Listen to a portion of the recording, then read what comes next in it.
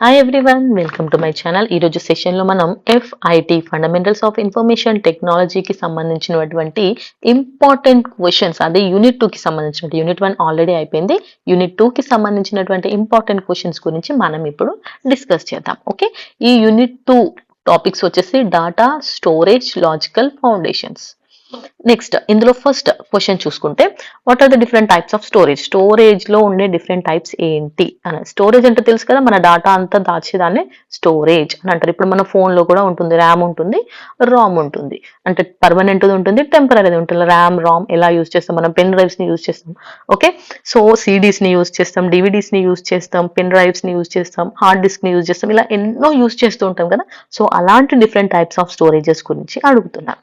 So if you see here, primary storage, దీన్నే main memory అని కూడా అంటారు. సో ఈ ప్రైమరీ స్టోరేజ్ గురించి చూస్తే అందులో టైప్స్ ఉన్నాయి. అవి వచ్చేసి RAM, random access memory, and next ROM ఉంది, next cache memory. Okay, first one వచ్చేసి ర్యామ్ అంటే ర్యాండమ్ యాక్సెస్ మెమరీ. ఇది టెంపరీ మెమరీ. ఇది ఏం చేస్తుందంటే డాటాని టెంపరీగానే స్టోర్ చేస్తుంది. దీని అర్థం ఏంటి అంటే, దాని పవర్ ఆఫ్ అయితే ఆటోమేటిక్ గా డాటా కూడా పోతుంది అనేసి. ఇందులో టైప్స్ ఉన్నాయి. SRAM, DRAM అంటే స్టాటిక్ ర్యామ్, డైనమిక్ రామ్. ఈ స్టాటిక్ ర్యామ్ ఏమో చాలా ఫాస్ట్ ఉంటుంది and used in catch memory. ఇది DRAM ఏం చేస్తుంది అంటే, ఇది డైనమిక్ ర్యామ్, ఇది cheaper and widely used in system మెమరీకి. నెక్స్ట్ వన్ వచ్చేసి రామ్, రీడ్ ఓన్లీ మెమరీ. ఇది non volatile memory that permanently stores the firmware. So మనకు కావాల్సినవన్నీ పర్మనెంట్ గా స్టోర్ చేయడానికి యూజ్ చేస్తే దాన్ని రామ్ అనేసి అంటారు. Uses cannot easily modify. దీన్ని మనం మోడిఫై అంటే చేంజ్ చేయలేము. ఇందులో టైప్స్ వచ్చేసి PROM, EPROM, EEPROM. Okay, so ఇవి వచ్చేసి types of Ram. Next క్యాచే memory. క్యాచే is a very high speed memory located between the CPU and RAM. CPU RAM కి మధ్యలో లొకేట్ చేసిందే క్యాచే memory. It stores frequently used instructions to speed up processing. So ఇది frequent గా store చేసిన వాటిని use చేస్తుంది. ఇది size small గా ఉంటుంది కానీ ఫంక్షన్ ఇంప్రూవ్మెంట్ కి యూజ్ చేస్తుంది. Next secondary storage or auxiliary storage లో చూసుకుంటే ఏమేమి ఉన్నాయంటే, hard disk drive. Okay, HDD అంటే హార్డ్ డిస్క్. సో దీంట్లో మనం యూజ్ చేసుకోవచ్చు. ఇవి జనరల్ గా ల్యాప్టాప్స్ అండ్ డెస్క్టాప్స్ కి యూజ్ చేస్తారు. నెక్స్ట్ SSD అంటే సాలిడ్ స్టేట్ డ్రైవ్స్ అనమాట. సో ఇవి వచ్చేసి ఫ్లాష్ మెమరీని యూజ్ చేస్తాయి, మ్యాగ్నెటిక్ డిస్క్ కాకుండా. అదే హార్డ్ డిస్క్ ఏమో మ్యాగ్నెటిక్ డిస్క్ ని యూజ్ చేస్తాయి. సో ఇవి చాలా ఫాస్ట్, లైట్ గా ఉంటాయి అండ్ ఇవి రెడ్యూస్ బూట్ టైమ్ ని యూజ్ చేస్తే స్పీడ్ కూడా చాలా ఎక్కువ ఉంటుంది. నెక్స్ట్ ఆప్టికల్ డిస్క్ చూస్తేనేమో they includes DVD, CDs, Blu-ray disk, ఇవన్నీ ఆప్టికల్ డిస్క్ కిందకి వస్తాయి. నెక్స్ట్ పెన్ డ్రైవ్స్ అంటే అందరికీ ఐడియా ఉంది, USB ఫ్లాష్ డ్రైవ్స్ అంటే. నెక్స్ట్ మెమరీ కార్డ్స్ అంటే అందరికీ కూడా తెలుసు, స్మార్ట్ ఫోన్స్ కెమెరాస్ యూజ్ చేస్తారు. నెక్స్ట్ వచ్చేసి మ్యాగ్నెటిక్ టేప్స్. సో ఇవేం చేస్తాయి అంటే బ్యాకప్ కోసం, మళ్ళీ స్టోరేజ్ బ్యాకప్ చేసుకోవడం కోసం యూజ్ చేస్తాం. Next territory storage.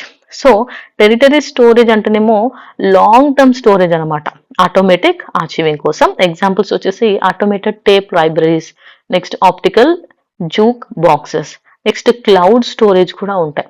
సో ఇవి ఏం చేస్తాయంటే, మనకు ఇంటర్నెట్ ఉంటుంది కదా, ఇంటర్నెట్ లో యూజ్ చేసి మనం ఈ స్టోరేజ్ చేసుకుంటాం. Like Google drive, one drive, drop box ఉంటాయి కదా.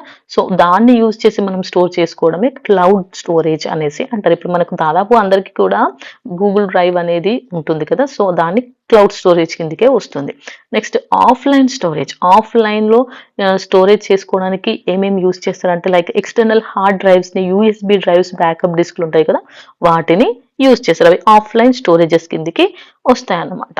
సో నెక్స్ట్ ఇంపార్టెంట్ క్వశ్చన్ వచ్చేసి, explain file system and its organisation. File system అంటే, ఇప్పుడు మనం కొంచెం డాటా ఉంది, దాన్ని స్టోర్ చేయాలన్నా, దాన్ని ఎక్కడైనా పెట్టాలన్నా ఒక ఫైల్స్ లాగా చేస్తాం కదా. సో దాన్నే ఫైల్ సిస్టమ్స్ అనేసి అంటారు. సో ఈ డివైసెస్ వచ్చేసి hard drives, SSDs, flash drives ఉంటాయి కదా, వీటితో యూజ్ చేస్తారు. నెక్స్ట్ ఇందులో డెఫినిషన్ ఉంది చూడండి. It's a structured way of storing and organising the data on a storage medium. Storage చేయడానికి ఇది కూడా ఒక స్ట్రక్చర్డ్ వే అంట. It controls how data is written and read, how files are updated and how storage space is allocated. ఇందులో types or examples చూస్తే FAT32, NTFS, next Ext4, HFS plus APFS. So ఇవన్నీ examples అన్నమాట. File system organisation చూస్తే so కొన్ని components ఉన్నాయి దీనికి. Components ఒకసారి చూసుకోండి. ఫైల్ నేమింగ్ అండ్ ఎక్స్టెన్షన్ ఒకటి. Next directories and sub directories అంటే ఇవి ఫోల్డర్ స్ట్రక్చర్ కిందకి వస్తాయి. సో ఇవి వచ్చేసి directories and sub directories. Next file allocation methods ఉన్నాయి. ఈ ఫైల్ అలొకేషన్ మెథడ్స్ చూస్తే కాంటిగ్యువస్ అలొకేషన్ ఉంది, లింక్డ్ అలొకేషన్ ఉంది, ఇండెక్స్డ్ అలొకేషన్ ఉంది. అండ్ నెక్స్ట్ వన్ వచ్చేసి file metadata and file control blocks FCB. So ఇందులో file size, creation, permission, file location ఇవన్నిటి కోసం ఇవి యూజ్ చేస్తారు. Next file access methods. File ని అసెస్ చేయడానికి ఏమేమి మెథడ్స్ ఉన్నాయంటే సీక్వెన్షియల్ అసెస్. నెక్స్ట్ వన్ వచ్చేసి డైరెక్ట్ అంటే ర్యాండమ్ అసెస్ అంటే డైరెక్ట్ గా చూడొచ్చు అనమాట ఫైల్ ని. నెక్స్ట్ సెక్యూరిటీ అండ్ పర్మిషన్స్ అనమాట. So file system provide security. Security ఎలా ఇస్తుందంటే read, write, execute, next user groups, encryption ఇవన్నిటి నుంచి సెక్యూరిటీ కూడా ఇవ్వడానికి యూస్ అవుతుంది. నెక్స్ట్ స్పేస్ ని మేనేజ్ చేయడానికి కూడా యూజ్ చేస్తారు. సో ఇది వచ్చేసి ఫైల్ మేనేజ్మెంట్ గురించి అండ్ ఆర్గనైజేషన్. నెక్స్ట్ క్వశ్చన్ వచ్చేసి explain the role of data in business decision making. So business లో ఒక డెసిషన్ తీసుకోవాలి అనుకుంటాం కదా. సో అలాంటి టైంలో అసలు బిజినెస్ లో డాటా ఎలా యూస్ అవుతుంది అని అంటే, డాటా అనేది నిజంగా ఏంటి, డాటా అంటే నథింగ్ బట్ ఇన్ఫర్మేషన్. ఓకే, ఒక సమాచారం అనేది మన దగ్గర ఉంటుంది. లైక్ ఎగ్జాంపుల్ ఇప్పుడు ఒక బిజినెస్ కి సంబంధించింది అనుకోండి, ఆ ఇయర్ సేల్స్ ఎలా ఉన్నాయి, ఎంప్లాయీస్ ఎలా ఉన్నారు, శాలరీస్ ఎలా ఇస్తున్నారు, ఇక్కడ మేనేజర్ వర్క్స్ ఎలా ఉన్నాయి, వాళ్ళ అవుట్పుట్ ఎలా ఉంది. సో ఇలా ప్రతి ఒక్క డాటా అనేది మనకు ఉంటుంది.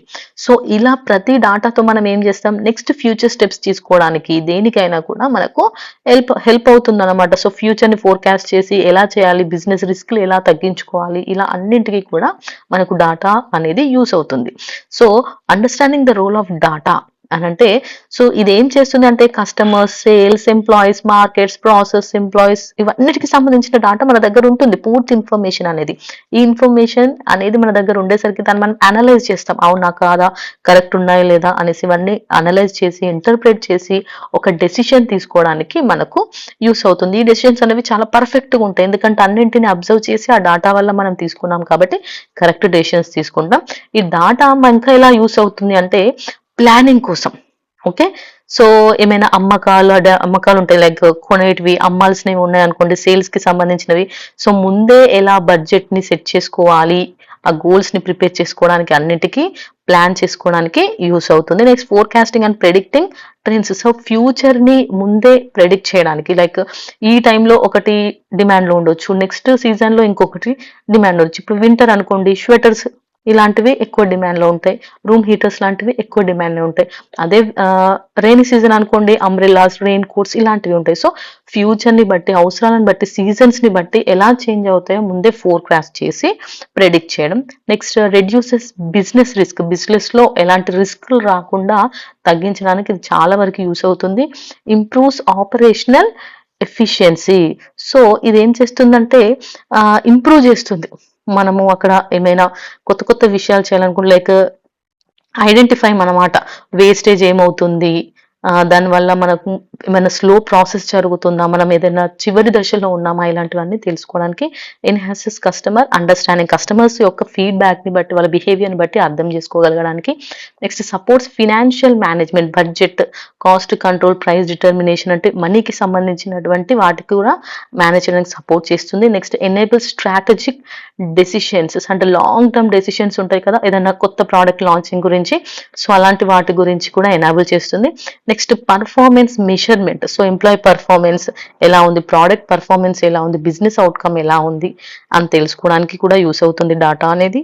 నెక్స్ట్ ఇన్నోవేషన్ అంటే కొత్త క్రియేటివిటీస్, కొత్త ప్రోడక్ట్స్ అండ్ ప్రోడక్ట్ డెవలప్మెంట్స్ గురించి యూస్ అవుతుంది. అండ్ కాంపిటేటివ్ అడ్వాంటేజ్ అంటే కాంపిటేటివ్ గా మనకు బయట ఎంతో మంది కాంపిటీషన్ ఉంటారు బిజినెస్ లో, అలాంటి వాళ్ళకి సంబంధించి కూడా మనం ఫర్దర్ గా ఎలాంటి డెసిషన్స్ తీసుకోవచ్చో హెల్ప్ అవుతుంది. So types of data used in decision making. So ఎలాంటి డాటాని యూస్ చేస్తారంటే క్వాంటిటేటివ్, క్వాలిటేటివ్, ఇంటర్నల్, ఎక్స్టర్నల్, ఇలా 4 టైప్స్ ఆఫ్ డాటా అనేది ఉన్నది. సో క్వాంటిటేటివ్ అంటే లైక్ క్వాంటిటీకి సంబంధించినవి, లైక్ నెంబర్స్, స్టాటిస్టిక్స్ ఇవన్నీ. నెక్స్ట్ క్వాలిటీ అంటే కస్టమర్ ఒపీనియన్ ఎలా ఉంది, ఎంప్లాయీస్ ఫీడ్‌బ్యాక్స్ ఎలా ఉన్నాయి, ఇవి క్వాలిటీకి సంబంధించినవి. నెక్స్ట్ ఇంటర్నల్ డాటా అంటే సేల్స్ రికార్డ్స్, పేరోల్ అంటే సాలరీస్‌కి సంబంధించినవి, ఇన్వెంటరీ డీటెయిల్స్ ఇవన్నీ ఉంటాయి. అదే ఎక్స్టర్నల్ అంటే మార్కెట్ సర్వే ఎలా ఉంది, కాంపిటీటర్స్ ఎలా ఉన్నారు, ఎకనామిక్ రిపోర్ట్స్ ఎలా ఉన్నాయి అనేవి ఎక్స్టర్నల్ డాటా. మరి tools used for data driven decisions, దీనికి యూజ్ చేసే టూల్స్ ఏంటి అని అంటే డేటా అనాలిసిస్ సాఫ్ట్వేర్ని యూజ్ చేస్తారు. నెక్స్ట్ బిజినెస్ ఇంటెలిజెన్స్ టూల్స్ని యూజ్ చేస్తారు. Dashboards and reports, data warehouse and market research మెథడ్స్ని యూజ్ చేస్తారు. సో నెక్స్ట్ ఇంపార్టెంట్ క్వశ్చన్ వచ్చేసి explain the applications of cloud storage in business. So నేను already cloud storage అంటే చెప్పాను. So మనకు సంబంధించినటువంటి ఇన్ఫర్మేషన్ మొబైల్లో కాకుండా ఇంటర్నెట్లో మనం మన ఇన్ఫర్మేషన్ స్టోర్ చేస్తాయి. లైక్ మన సర్టిఫికేట్స్, మన ఫైల్స్, మనకు సంబంధించినట్టు ఇంపార్టెంట్ వీడియోస్, ఫొటోస్ ఉన్నాయి అనుకోండి, మనం ఏం చేస్తాము, ఖచ్చితంగా మన గూగుల్ డ్రైవ్లో సేవ్ చేసుకుంటాం. ఎందుకు, ఒకవేళ ఫోన్ చేసినా ఏదైనా మన మెయిల్తో మళ్ళీ మనం దాన్ని లాగిన్ అయితే మన డేటా మనకు అక్కడ సేఫ్గా ఉంది అనే ధైర్యం మనకు ఉంటుంది కాబట్టి అలా సేవ్ చేసుకుంటాం. సో దాన్నే క్లౌడ్ స్టోరేజ్ అంటారు. మరి అలాంటి క్లౌడ్ స్టోరేజ్ బిజినెస్ అప్లికేషన్స్లో ఎలా యూస్ అవుతుంది అనేసి అడుగుతున్నారు. సో ఒకసారి ఇప్పుడు మనదే గమనించండి, మన డాటా కావాలి అంటే మనకు వెంటనే అసెస్ చేయడానికి ఎలా ఈజీగా ఉందో మరి బిజినెస్ కి కూడా ఇది ఎంత బాగా యూస్ అవుతుంది. సో ఒక్కసారి దాని మేజర్ అప్లికేషన్స్ చూసుకుంటే data backup and recovery. So data backup and recovery మనం కూడా అప్పుడప్పుడు మన ఫోన్ డ్యామేజ్ కానీ, అంటే ఇప్పుడు ఇది బిజినెస్ పరంగా చూసినా కూడా అక్కడ సడన్ గా ఏదైనా ప్రమాదాలు జరగడం, లైక్ ఫైర్ యాక్సిడెంట్స్ కానీ, లేదంటే సిస్టమ్ పాడైపోవడం లాంటివి ఏమైనా జరిగి డాటా అంతా పోయింది అని భయపడతారు కదా. సో ఆ బాధ ఉండదు. డాటాని మనం బ్యాకప్ చేసుకోవచ్చు, మళ్ళీ రికవర్ చేసుకోవడానికి యూస్ అవుతుంది. ఎలాంటి న్యాచురల్ డిసాస్టర్స్ జరిగినా, సిస్టమ్ ఫెయిల్ అయినా, సైబర్ అటాక్స్ జరిగినా ప్రాబ్లం లేదు, మనం డాటాని మళ్ళీ రికవర్ చేసుకోవచ్చు. Next file sharing and collaboration. So ఇప్పుడు ఎంప్లాయీస్ ఉంటారు వేరే వేరే ప్లేసెస్ నుంచి, అందరూ ఒకటేసారి లాగిన్ అయ్యి ఒకటే ఫైల్ ని, డాక్యుమెంట్ ని కానీ ఓపెన్ చేసి చూడాలి. సో అలాంటి టైంలో ఈ Google drive, one drive, drop box ఉంటాయి కదా. సో ఇవి ఒకేసారి అందరూ ఓపెన్ చేసుకొని దాన్ని చూసుకుంటూ చక్కగా వర్క్ ని షేర్ చేసుకుంటూ చేసుకోవచ్చు. Next remote assess to data. So ఎక్కడి నుండైనా కూడా డాటాని అసెస్ చేయడానికి, లైక్ ఇప్పుడు చాలా బ్రాంచెస్ ఉంటాయి ఒక ఆఫీస్ కి. సో ఎవరైనా సరే ఎక్కడి నుంచి అయినా కూడా ఈజీగా అసెస్ చేయడానికి యూస్ అవుతుంది. Cost reduction. సో కాస్ట్ అనేది ఎక్కువగా ఉండదు. సో మనం ఎంత డేటా స్టోర్ చేసుకున్నా దాన్ని బట్టి దానికి కాస్ట్ ఉంటుంది. నెక్స్ట్ వచ్చేసి స్కేలబిలిటీ అండ్ ఫ్లెక్సిబిలిటీ. అంటే నథింగ్ బట్ అవసరానికి తగ్గే మనకు కాస్ట్ అనేది ఉంటుంది. మనకు అవసరం ఎక్కువ ఉంటే ఎక్కువ పర్చేస్ చేసుకోవాలి, తక్కువ ఉంటే తక్కువ స్టోరేజ్ ని, స్పేస్ ని పర్చేస్ చేసుకోవాల్సింది ఉంటుంది. Next enhance data security. Data అనేది చాలా సెక్యూర్ గా ఉంటుంది. సో ఇక్కడ నుంచి డాటా అనేది అంత ఈజీగా పోదు. అండ్ నెక్స్ట్ వన్ వచ్చేసి సెంట్రలైజ్డ్ డాటా మేనేజ్మెంట్. సో కంపెనీకి సంబంధించినటువంటి అన్ని రిపోర్ట్స్ కూడా ఒక్క దగ్గరే ఉంటాయి. సో దాన్ని బట్టి ఎప్పుడైనా సరే వెంటనే ఒకటే దగ్గర మనం అసెస్ చేయడానికి ఈజీగా ఉంటుంది. Next disaster recovery and business continuity. So ఏమైనా డిజాస్టర్స్ జరిగినా కూడా వెంటనే రికవర్ చేసుకోవడానికి, పాడైపోయినా యూజ్ చేసుకోవడానికి, ప్రమాదాల పట్ల నుంచి యూజ్ చేసుకోవడానికి, మళ్ళీ కంటిన్యూ చేసుకోవడానికి యూస్ అవుతుంది. Integration with the other cloud services. So ఇప్పుడు వేరే క్లౌడ్ సర్వీసెస్ ఉంటాయి, like CRM, ERP, accounting software, data analysis stores. So ఇలాంటి వాటితో కూడా అవి ఇంటిగ్రేట్ అయ్యి యూస్ అవుతాయి. సో దీనివల్ల ఏమవుతుంది అని అంటే మనకు పని తగ్గుతుంది, టైం కూడా చాలా సేవ్ అవుతుంది. Next support for big data and analysis. So big data అంటే డెసిషన్ మేకింగ్ కి, అలాగే లార్జ్ స్కేల్ డాటా ఉంటుంది, చాలా ఇన్ఫర్మేషన్ ని సేవ్ చేసుకోవాలి. సో అలాంటప్పుడు యూస్ అవుతుంది అనమాట. Next improved customer service. So మంచి మెరుగైన కస్టమర్ సర్వీస్, లైక్ కస్టమర్కి సంబంధించినటువంటి అన్ని డీటెయిల్స్, ఏమైనా ప్రాబ్లమ్స్ అన్నింటినీ కూడా మనం వెంటనే సాల్వ్ చేయడానికి చాలా ఈజీగా యూస్ అవుతుంది. Next mobile work force support. So మొబైల్స్లో, ఫోన్స్లో, ట్యాబ్స్లో, ల్యాప్టాప్స్లో, దేంట్లో అయినా సరే మనం ఈజీగా దీన్ని యాక్సెస్ చేయడానికి ఉంది. Next version control. సో మనం ఏ వర్షన్లో కావాలంటే, ఇప్పుడు పాత ఓల్డ్ వర్షన్లో చేసామనుకోండి, మన వర్షన్ ఓల్డ్ వర్షన్లో ఉండదు, మళ్ళీ కొత్త ఫోన్లో ఓపెన్ చేస్తే కొత్త వర్షన్ ఉందనుకోండి, దానికి తగ్గట్టుగా అది ఉంటుంది. అంటే మనం ఎక్కడ ఎలాంటి మొబైల్స్ లో యూజ్ చేసినా, ఎలాంటి సిస్టమ్స్ లో యూజ్ చేస్తే దానికి తగ్గట్టుగా వర్షన్ అనేది సెట్ అయ్యి మనకు ఓపెన్ అవుతాయి అన్నమాట. Next compliance and audit support. So దీనివల్ల ఏమవుతుంది అంటే రెగ్యులేషన్స్, డాటా రెగ్యులేషన్స్ అనేవి స్ట్రిక్ట్‌గా ఉంటాయి. లైక్ ఆడిటింగ్‌కి సంబంధించినటువంటివి, లేదంటే హిస్టరీ ఏమైనా చూడాలన్నా కూడా ఆడిటింగ్ టైమ్‌లో చాలా ఈజీగా ఉంటుంది. ఎన్విరాన్మెంటల్ బెనిఫిట్స్ కూడా ఉన్నాయి. సో ఇది ఫిజికల్‌గా హార్డ్‌వేర్ కాదు. Like CD, DVD, pen drive ఇలాంటిది కాదు కాబట్టి ఎలాంటి కార్బన్ ఎమిషన్ జరగదు. సో దీనివల్ల ఎలాంటి ఎన్వైర్న్మెంటల్ ప్రాబ్లమ్స్ అనేవి ఉండవు. What is binary system? What is it's use in computer? Binary system అంటే ఏంటి? దాని యూస్ కంప్యూటర్స్‌లో ఎలా ఉంది అని. అసలు బైనరీ సిస్టమ్ అంటే ఏంటి అంటే this a fundamental number system used in computers. Okay. Digital ఎలక్ట్రానిక్స్‌లో, కంప్యూటర్స్‌లో యూజ్ చేసే ఫండమెంటల్ నంబర్ సిస్టమ్. ఇందులో రెండే డిజిట్స్ ఉంటాయి. ఒకటి 0, ఒకటి 1. ఏది చేయాలన్నా కూడా ఇవి రెండిటితోనే యూజ్ చేస్తారు. లైక్ డాటాని స్టోర్ చేయాలన్నా, ప్రాసెస్ చేయాలన్నా, పర్ఫార్మ్ చేయాలా, క్యాలిక్యులేషన్స్ అన్నింటికి వీళ్ళు యూజ్ చేసేది ఓన్లీ ఇవి 2 నంబర్స్‌ని మాత్రమే యూజ్ చేస్తారు. రెండే ఎందుకు అనంటే ఇవన్నీ కూడా వచ్చేసి ఈ ఎలక్ట్రానిక్ సర్క్యూట్స్ కదా! వీటికి రెండే స్టేట్స్ ఉంటాయి. ఒకటి ఆన్, ఒకటి ఆఫ్.